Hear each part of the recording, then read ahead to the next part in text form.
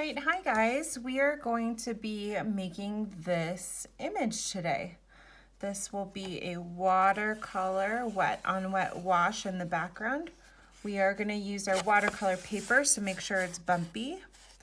And make sure that you have a little bit of salt. We're going to try a salt technique.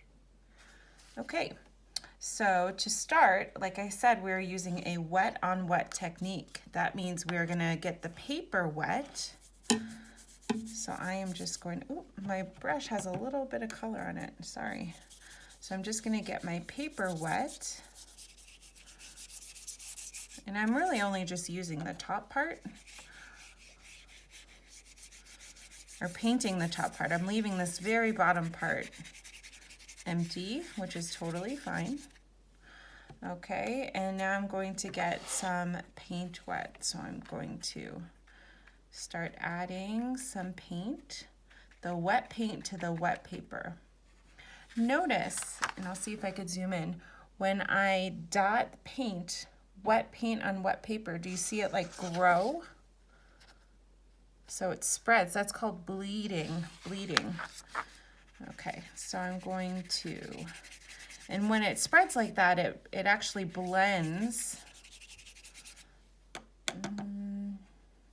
So you can, if you don't like it, you can just make it go away by just brushing over it, or you can just paint right on top. It shows up best when you use a darker color. So I'm going to add some darker spots here. Okay. And I might actually leave kind of a circle right there.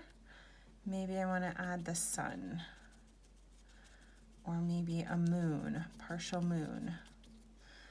Okay, just for fun, I'm going to add maybe some purple.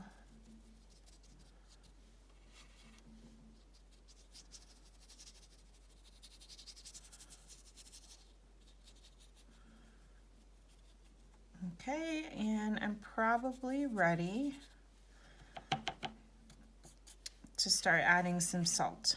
The most important thing, and I'm going to just keep getting this a little bit more wet and full of paint. The important thing is that your paper is shiny and wet. If you have paper, an area that has gone dry, then you need to get it wet again. So I'm just going through and making sure that all the areas where I want the salt to go are wet enough. Sometimes it's even just adding extra water.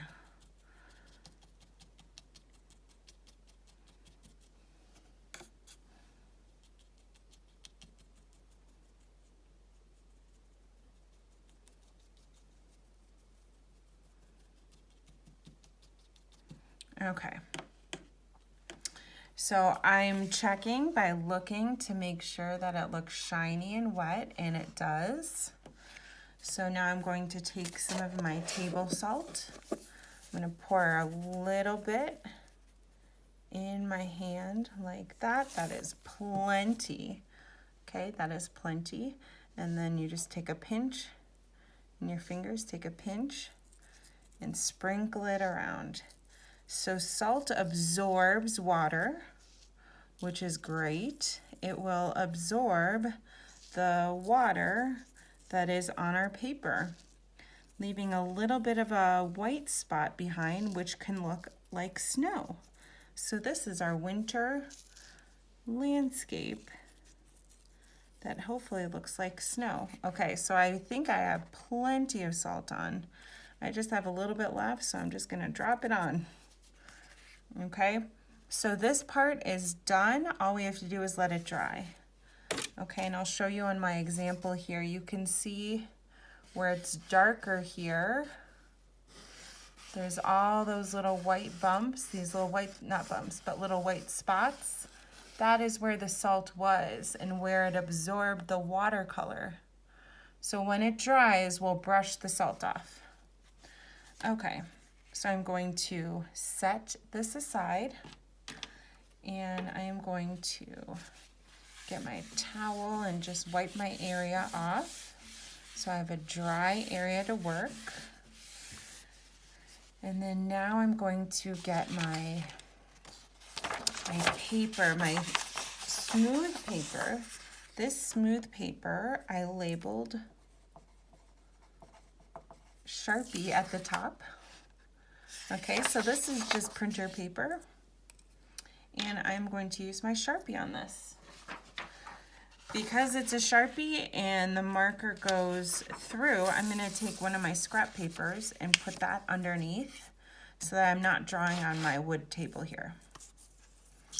Okay, if you don't have a Sharpie, just a regular pencil will work, or even just a plain black marker from your marker set. Okay, the first thing we're going to draw at the top, we're going to go backwards here. We're going to make some mountains. So I'm going to make some peaks, maybe like 3 for our mountains. And then I'm going to draw a line here for our middle ground. Before I move on, I'm going to actually make a little V shape here.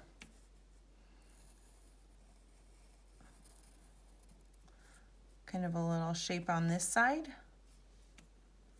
So I'm starting at the peak again. I'm gonna make just kind of bumpy areas. And I'm gonna make this like bumpy oval. Maybe another one that's here that goes off the page. Maybe one more here that goes off the page. Okay, so these are all going to be parts of our mountain. So if you look at my example here, I'll show you right here, they're going to be like our shadows in our mountains. So to make them look like shadows, we're just going to make diagonal lines inside each shape. And let's keep these diagonal lines going in the same direction.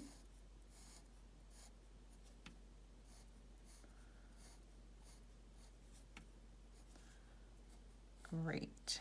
This will make it look like a shadow.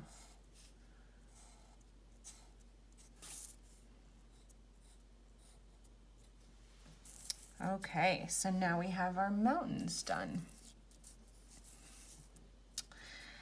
And we have our middle ground. Now before we do our foreground, I want to draw my tree first since we're using our Sharpie marker. So I'm going to start with kind of a long rectangle that comes up to a point and then goes all the way up. So we're going to draw the trunk of the tree first. I'm going to start all the way up here. Going to come down, make a triangle, and then have it come back up. And I also forgot to tell you, I'm going to actually fold the bottom part of my paper under. Okay, so we don't need all of this because we're going to tuck it in behind our watercolor. Okay, so again, here's our long paper. I'm tucking this bottom part under. If you didn't do that, that's okay, no problem. I'll show you how we can attach it so it still looks good. Okay, so from here, we're going to make more diagonal lines, and these are the tree branches, and let's have them go wider towards the bottom here, and then repeat the same thing on the other side.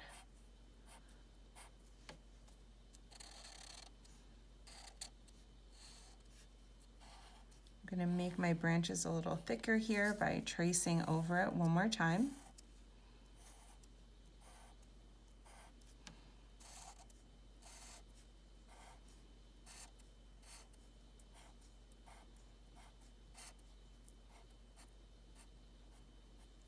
Okay, now I'm going to add all my pine needles, and the pine needles are just making little pine needle lines that come off each of these branches.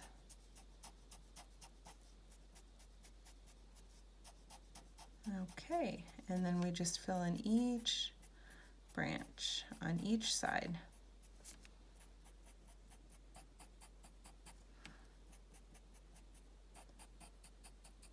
we're drawing this tree in the foreground, and this is the biggest because objects in the foreground are the biggest because you are the viewer, and this is closest to you, so it looks a lot bigger. So we're making it just a lot bigger here. Okay, almost done.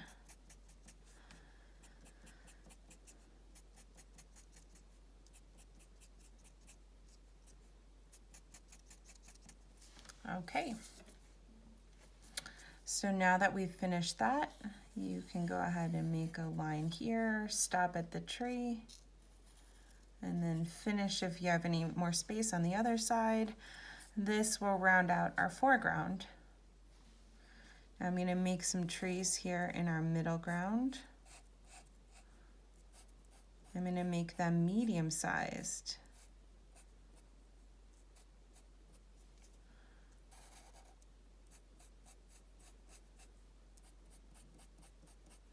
And I'm really just going to do those branches so you can see this is a lot bigger than this.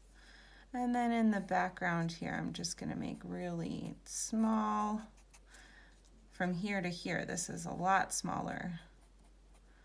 So that gives the illusion of space. It makes it look 3D, right? Okay, so now that you are done with this, then you are going to cut out the top part. So I'm going to cut out along my mountaintop.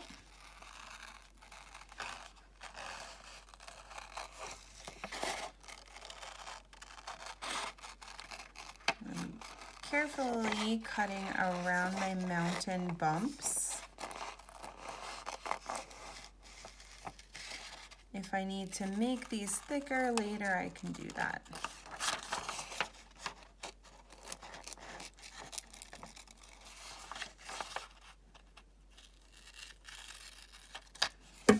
Okay. So if you're looking at my paper here, you can see some of these areas here on the mountain are a little thin. You could keep it like that if that's what you want. Some of the areas I might just go over a little bit thicker with my Sharpie. This is totally your choice. This is not required.